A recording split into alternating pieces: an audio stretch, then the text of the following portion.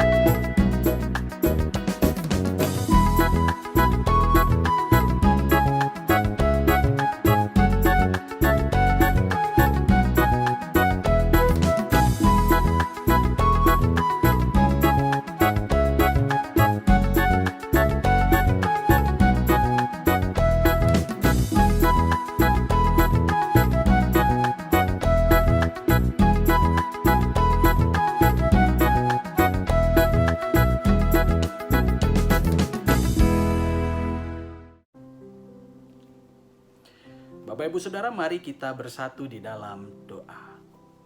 Allah yang kami kenal di dalam nama Tuhan Yesus Kristus, Juru Selamat kami yang hidup, kami bersyukur untuk pemeliharaanmu di sepanjang kehidupan kami, yang senantiasa hadir ketika kami bersuka cita, mengingatkan kami bahwa segala berkat yang kami terima adalah pemberian Tuhan, sehingga kami patut untuk bersyukur kepadamu. Juga Allah yang selalu hadir ketika kami berduka cita, yang memberikan pengharapan serta kekuatan bagi kami untuk tidak berputus asa, tapi melihat bahwa rancangan Tuhan sesungguhnya adalah rancangan damai sejahtera. Hari ini Engkaulah yang mempertemukan kami dan mempersatukan kami di dalam pemahaman Alkitab pada hari ini. Sekalipun kami masih melakukannya secara online, melalui recording, kami percaya bahwa Engkau hadir di dalam hati dan pikiran kami masing-masing, mengingatkan kami, menyapa kami, dan juga menegur kami melalui Roh Kudus, agar kami mengetahui apa yang menjadi kehendak Tuhan untuk kami lakukan.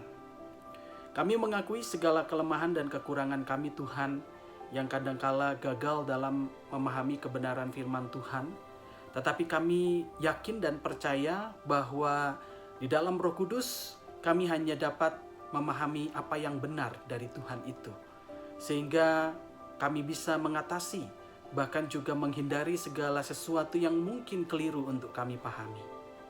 Kami berserah kepadamu saja di dalam pemahaman Alkitab pada hari ini.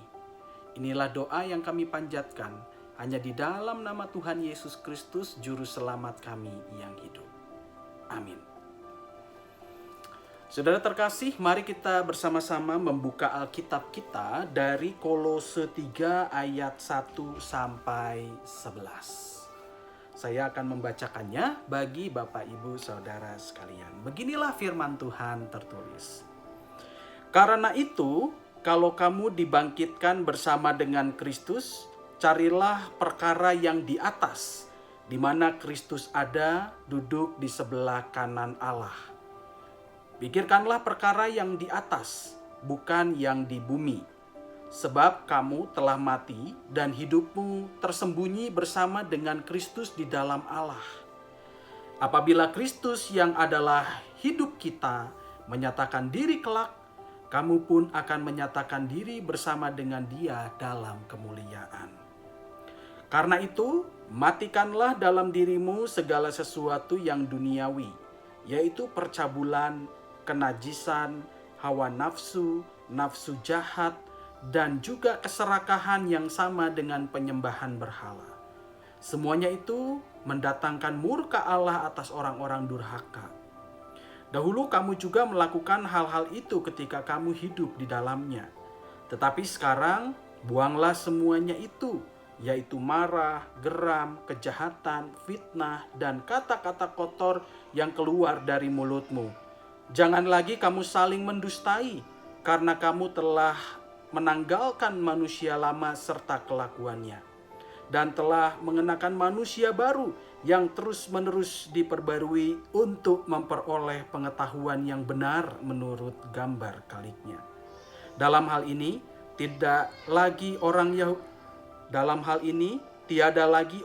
Yunani atau orang Yahudi, orang bersunat atau orang tak bersunat, orang barbar atau orang Skit, budak atau orang merdeka, tetapi Kristus adalah semua dan di dalam segala sesuatu. Demikianlah pembacaan Alkitab. Diberkatilah kita yang membaca, merenungkan, dan melakukan firman Tuhan di sepanjang kehidupan kita setiap hari. Haleluya. Yang baru sudah datang. Bapak Ibu Saudara yang dikasihi Tuhan Yesus Kristus, pernahkah Bapak Ibu Saudara ketika menjumpai suatu persoalan di mana Bapak Ibu Saudara sudah mencari jalan keluar secara mandiri tetapi tidak juga menemukannya, Bapak Ibu Saudara kemudian menghubungi seseorang yang dianggap bijaksana, yang dianggap berhikmat untuk mendengarkan arahan, nasihat, dan petunjuk darinya. Saya yakin Bapak Ibu Saudara pasti pernah melakukannya. Misalnya ada seorang anak yang baru menjalankan usia pernikahannya 1 tahun atau 2 tahun. Dia menelpon ayah ibunya untuk meminta petunjuk bagaimana menjalani kehidupan rumah tangga ini dikala ia berhadapan dengan situasi yang dia belum pernah alami sama sekali.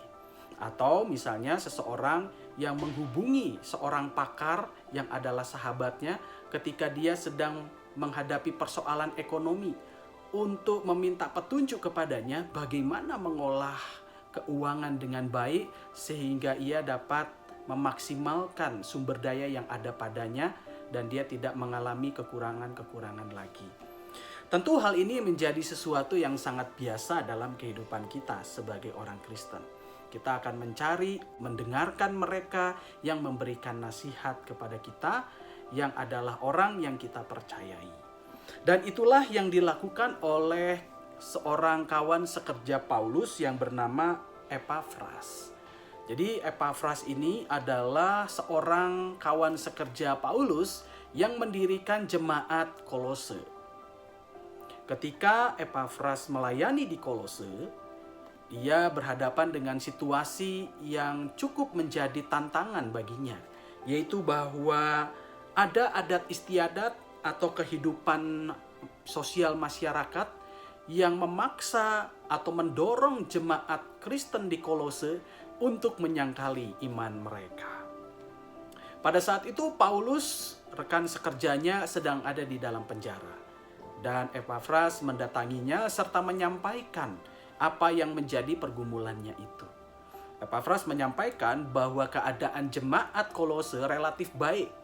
Tetapi jemaat ini menghadapi tekanan-tekanan dan tantangan yang bisa membuat iman mereka itu pudar, yang bisa membuat mereka meninggalkan iman percaya mereka kepada Tuhan Yesus Kristus. Di tengah kondisi seperti ini, Epafras memohon supaya Paulus mau untuk memberikan nasihat dan petunjuk kepada jemaat Kolose. Dan Paulus menyambut apa yang menjadi harapan dari Epafras itu dan kemudian menuliskan surat yang berisi nasihat-nasihat dan petunjuk kepada jemaat Kolose. Saudara terkasih, kalau kita lihat Kolose 3 dan 4, khususnya Kolose pasal 3 yang menjadi bacaan firman Tuhan kita pada hari ini,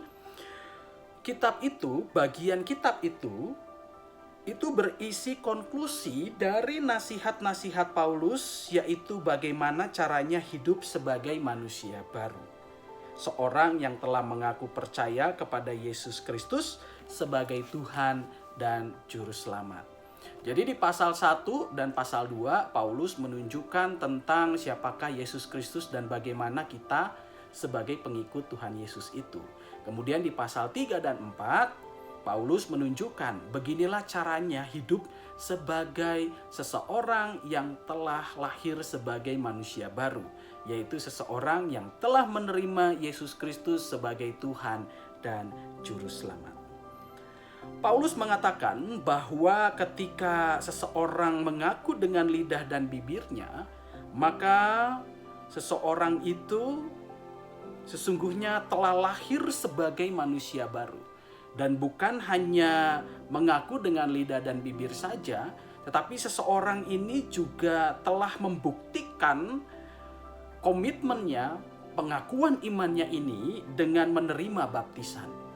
Nah, jadi bagi Paulus ketika seseorang ini mengaku dengan mulutnya serta menerima baptisan bahwa Yesus Kristus itu adalah Tuhan dan Juru Selamat, Paulus mengatakan bahwa sesungguhnya orang ini telah lahir kembali sebagai manusia baru. Kalau kita sedikit menengok sebentar kitab Roma 6 ayat 3-5 dan ayat 8, kita akan menemukan gagasan teologis dari Paulus ini. Saya akan membacakannya bagi Bapak Ibu Saudara. Kita semua yang telah dibaptis dalam Kristus telah dibaptis dalam kematiannya. Dengan demikian kita telah dikuburkan bersama-sama dengan Dia oleh baptisan dalam kematian, supaya sama seperti Kristus telah dibangkitkan dari antara orang mati oleh kemuliaan Bapa. Demikian juga kita akan hidup dalam hidup yang baru. Sebab jika kita telah menjadi satu dengan apa yang sama dengan kematiannya, kita juga akan menjadi satu dengan apa yang sama dengan kebangkitannya. Jadi jika kita telah mati dengan Kristus, kita percaya bahwa kita akan hidup juga dengan Dia. Jadi Bapak Ibu Saudara, ketika seseorang sudah menerima Yesus Kristus sebagai Tuhan dan Juru Selamatnya, mengaku percaya melalui bibirnya, dan menerima baptisan kudus, maka seseorang itu telah menyatu dengan kematian dan kebangkitan Kristus. Paulus kemudian menambahkan juga di dalam Kolose 3 ayat 2. Mereka yang telah menjadi manusia baru ini, karena iman percaya mereka kepada Yesus Kristus yang dibuktikan dengan pengikraran dan baptisan kudus, akan lebih banyak memikirkan perkara-perkara di atas dan bukan perkara-perkara di bumi. Jadi mereka yang telah lahir sebagai manusia baru ini, itu akan selalu memikirkan perkara-perkara yang di atas dibandingkan perkara-perkara yang di bumi. Bapak Ibu Saudara, mendengar nasihat Paulus ini, seakan-akan kita diajak untuk melupakan, bahkan tidak perlu lagi mengurusi perkara-perkara di bumi. Cukup hanya memikirkan dan mengurusi perkara-perkara di atas saja, atau perkara-perkara surgawi atau rohani. Benarkah Bapak Ibu Saudara bahwa Paulus menganjurkan pemikiran ini? Ya, kalau kita membaca teks ini muncul kesan seperti itu. Tapi kalaupun memang pemikiran ini yang muncul di dalam pembacaan kita, maka pemikiran ini adalah pemikiran yang perlu kita renungkan kembali, perlu kita pikirkan kembali, perlu kita pertimbangkan kembali. Mengapa? Karena pemikiran seperti ini sebenarnya agak kontradiktif dengan apa yang kita imani sebagai orang Kristen. Nah, pemikiran yang seperti itu bisa sangat berbahaya. Sebagai orang Kristen, sebetulnya baik perkara yang di atas maupun perkara yang di bawah atau perkara lahiriah, keduanya adalah hal yang penting dan terkait satu sama lain. Kita tidak diajarkan untuk menekankan satu hal dan mengabaikan hal lain. Misalnya, kita hanya menekankan perkara-perkara yang di atas dan mengabaikan perkara-perkara di bumi. Yang terjadi adalah kita menjadi orang Kristen yang pengetahuan rohaninya baik, tetapi kehidupan lahiriahnya berantakan.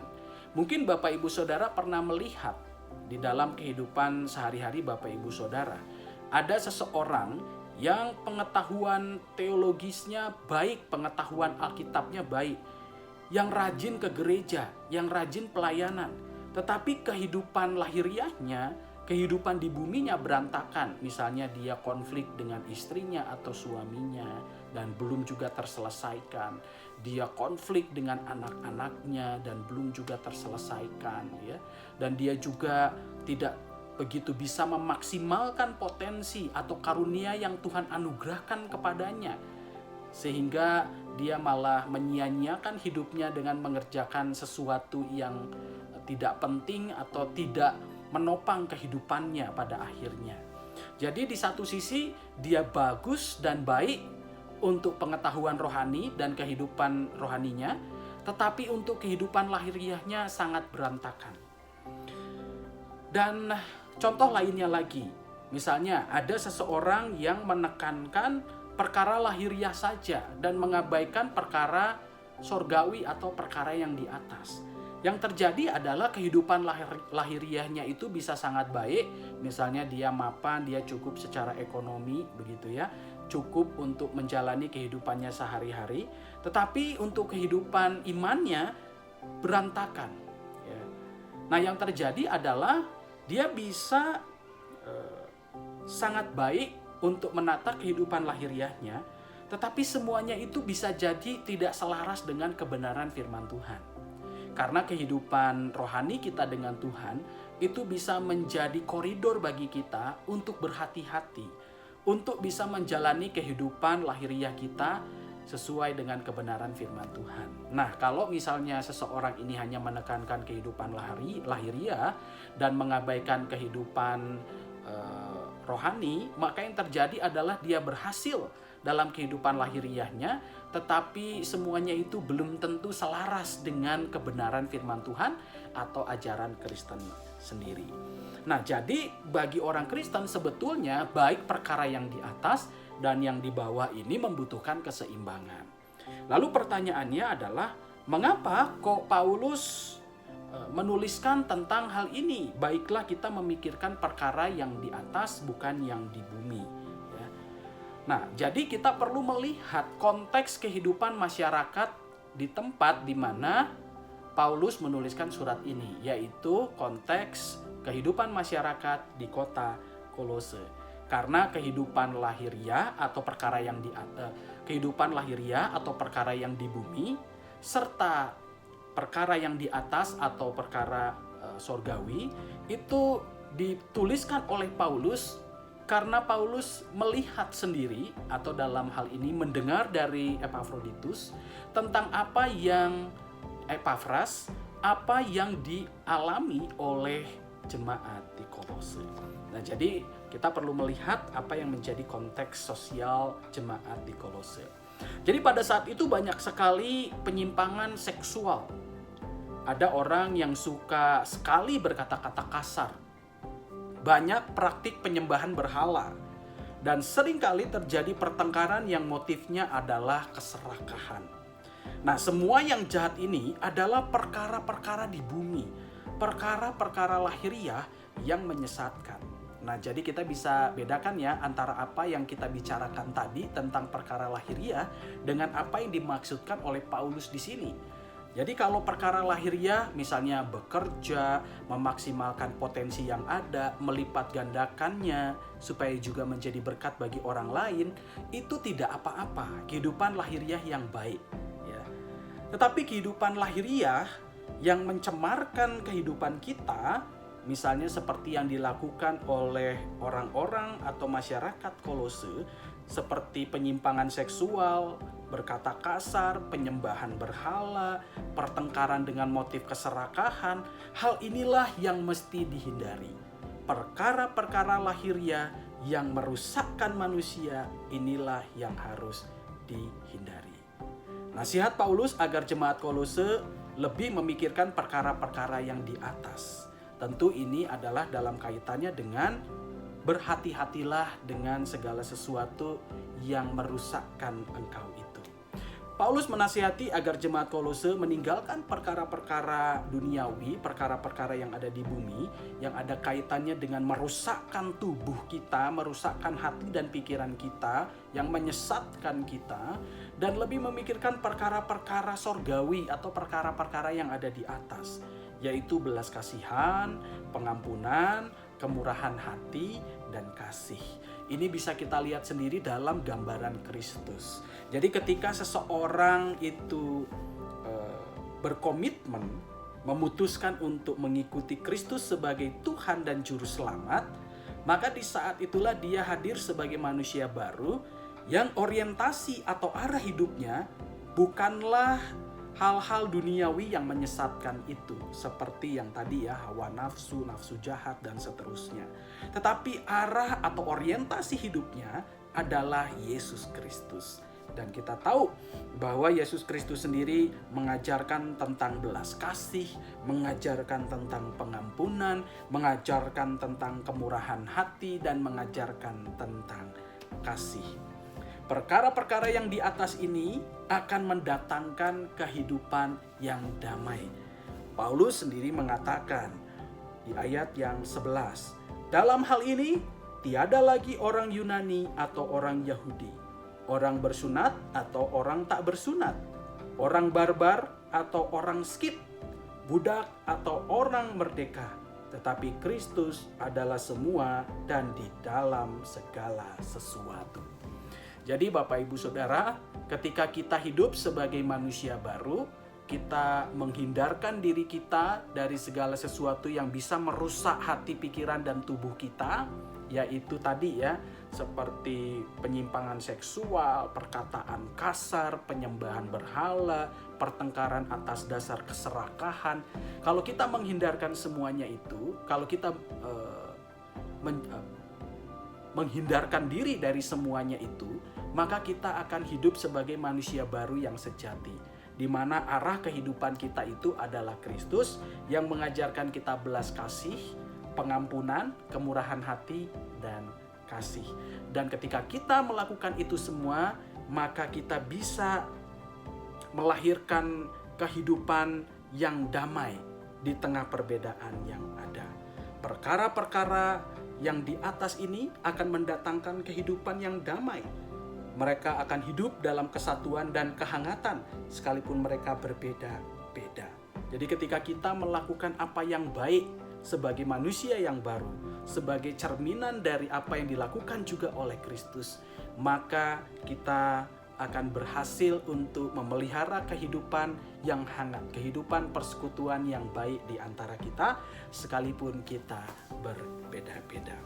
Bapak Ibu Saudara, apa yang bisa kita pelajari dari pembacaan Alkitab kita pada hari ini, yaitu Kolose 3 ayat 1-11. Setidaknya ada 3 pelajaran bagi kita. Yang pertama adalah sebagai pengikut Tuhan Yesus Kristus, kita adalah manusia baru yang terus diperbarui untuk memperoleh pengetahuan yang benar menurut gambar Khaliknya. Kalau kita membaca Kolose 3 ayat 10, demikianlah firman Tuhan tertulis. Dan telah mengenakan manusia baru yang terus-menerus diperbarui untuk memperoleh pengetahuan yang benar menurut gambar Khaliknya. Jadi Bapak Ibu Saudara, ketika kita lahir sebagai manusia yang baru, sebetulnya kita terus diupdate oleh Allah sendiri melalui Roh Kudus. Kita tentu tahu bahwa Allah turut bekerja melalui Roh Kudus untuk menuntun, membimbing kita, dan memberikan kita nasihat serta petunjuk tentang hidup yang benar.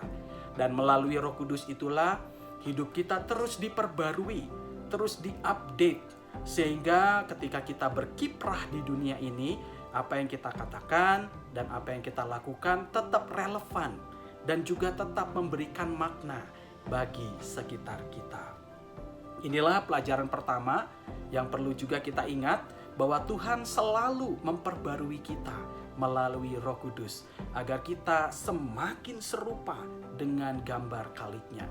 Pengetahuan yang kita miliki adalah pengetahuan yang semakin selaras dan makin serupa dengan gambar Khalidnya.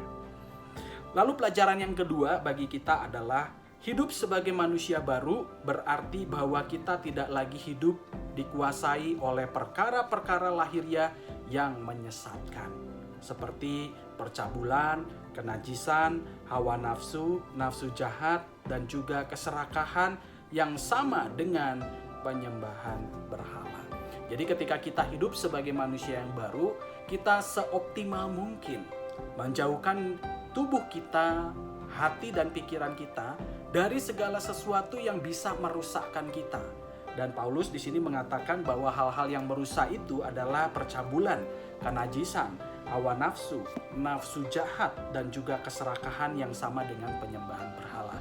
Kita patut untuk berhati-hati dan waspada ketika kita berhadapan dengan hal-hal tersebut. Lalu pelajaran yang terakhir, yang menjadi pelajaran yang ketiga bagi kita adalah marilah kita berupaya untuk hidup memikirkan perkara-perkara yang di atas, yaitu belas kasihan, pengampunan, kemurahan hati, dan kasih, di mana semuanya ini akan mendatangkan kehidupan sosial yang damai, kehidupan yang rukun, dan yang harmonis, sekalipun kita berbeda-beda. Kalau Bapak Ibu Saudara terus menjaga iman dan percaya Bapak Ibu Saudara kepada Tuhan Yesus Kristus, maka Ia akan memberikan tuntunan kepada kita di dalam Roh Kudus sehingga kita bisa melakukan perkara-perkara yang di atas ini. Dan ketika kita melakukannya, kita dapat memelihara kehidupan bersama yang harmonis, yang rukun, yang hangat, sekalipun masing-masing di antara kita berbeda-beda satu dengan yang lain. Bapak Ibu Saudara, demikianlah pemahaman Alkitab pada hari ini. Kiranya apa yang menjadi kebenaran firman Tuhan bisa direnungkan oleh kita semua, tersimpan di dalam hati dan pikiran kita, dan berbuah melalui perkataan dan perbuatan kita. Biarlah firman Tuhan hari ini memberkati kita semuanya. Amin. Mari kita bersatu di dalam doa. Allah yang kami kenal di dalam nama Tuhan Yesus Kristus, hari ini Engkau mengingatkan kami sekali lagi agar kami dapat hidup sebagai manusia baru, yaitu manusia yang mengarahkan hati dan pikiran kami kepada Kristus, sehingga apa yang kami katakan dan lakukan semakin selaras dengan gambar Khalid-Mu. Kami mengakui segala kelemahan kami dan kekurangan kami, di mana selalu muncul godaan-godaan yang bisa menyeret kami kembali menjadi manusia yang lama, memikirkan perkara-perkara yang ada di bumi, yaitu segala sesuatu yang merusakkan kami. Jangan biarkan kami terjerumus terlalu jauh, Tuhan. Biarkanlah kami lebih mendengar tuntunan-Mu di dalam Roh Kudus, sehingga kami dapat melakukan yang benar, yang baik sesuai dengan kehendak Allah itu.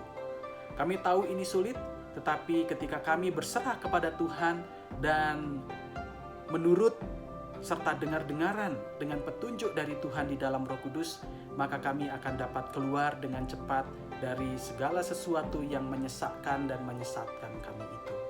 Di dalam syafaat ini kami juga berdoa untuk kehidupan gereja kami, GKI Taman Cibunut, Bandung.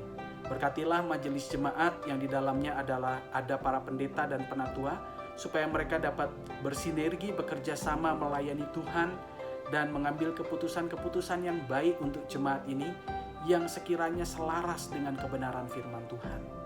Berkatilah jemaat kami agar mereka berakar, bertumbuh di dalam Tuhan, agar apa yang mereka katakan dan kerjakan selaras juga dengan apa yang menjadi kehendak Tuhan bagi dunia ini. Biarlah mereka dapat menjadi garam dan terang. Mereka dapat terus setia di tengah tantangan zaman yang terus-menerus datang ke dalam kehidupan mereka. Kami berdoa untuk kehidupan keluarga kami. Peliharalah relasi kami sebagai suami dan istri, agar kami dapat mengasihi satu dengan yang lain. Kami bisa mengingatkan satu dengan yang lain. Kami bisa menerima segala perbedaan yang ada. Kami bisa saling mendorong untuk melakukan pekerjaan-pekerjaan yang baik. Kami bisa saling menjaga iman percaya kami, agar kami tetap dalam cinta kasih kami kepada Tuhan. Berkatilah juga anak-anak kami di dalam studi yang sedang mereka tempuh, di dalam pekerjaan yang sedang mereka kerjakan. Kiranya Tuhan turut mengambil bagian, agar apa yang mereka kerjakan itu bermakna bagi mereka dan mendatangkan berkat bagi sesama mereka. Kiranya Tuhan jaga juga iman percaya mereka di tengah tantangan bagi iman percaya mereka yang besar, yang bisa menyeret mereka jauh dari kebenaran firman Tuhan. Kami berdoa Tuhan untuk mereka yang bergumul dengan lapangan pekerjaan. Kami percaya Tuhan akan menjumpakan mereka dengan lapangan pekerjaan yang baik, sehingga melaluinya mereka juga dapat memenuhi kebutuhan hidup mereka dan memberkati sesama mereka. Tuhan, kami berdoa untuk mereka yang berhadapan dengan sakit penyakit, yang juga berada dalam tahap pemulihan. Kami percaya Engkau turut mengambil bagian dalam proses yang ada. Dan kami tahu bahwa Engkau turut bekerja di dalam segala sesuatu mendatangkan kebaikan. Biarlah melalui makanan, minuman, dan obat-obatan, Tuhan boleh mendatangkan kesembuhan kepada mereka.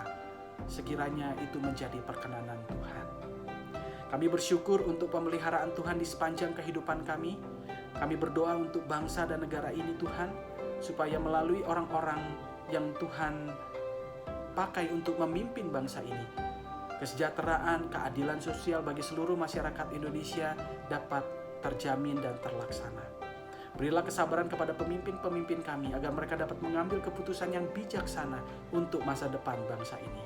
Kami percaya bahwa Engkau juga masih berbicara dan bergerak melalui setiap orang baik di negara ini, untuk melawan setiap kuasa-kuasa yang memecah belah, yang menggunakan politik identitas untuk kepentingan-kepentingan golongan atau kelompoknya. Kami percaya Tuhan bahwa kedamaian, kehangatan, kehidupan yang rukun di tengah perbedaan yang ada ini senantiasa dapat terpelihara di negara Indonesia ini. Kami mengucapkan syukur Tuhan untuk hari-hari di mana Engkau selalu hadir menyertai kami semuanya dan menolong kami dalam menghadapi segala sesuatu yang sukar dalam kehidupan kami. Inilah doa syafaat yang kami panjatkan hanya di dalam nama Tuhan Yesus Kristus, Juru Selamat kami yang hidup. Amin. Bapak Ibu Saudara yang dikasihi Tuhan Yesus Kristus, pemahaman Alkitab pada hari ini telah usai. Sampai jumpa lagi di dalam pemahaman Alkitab di minggu yang akan datang. Tuhan Yesus memberkati.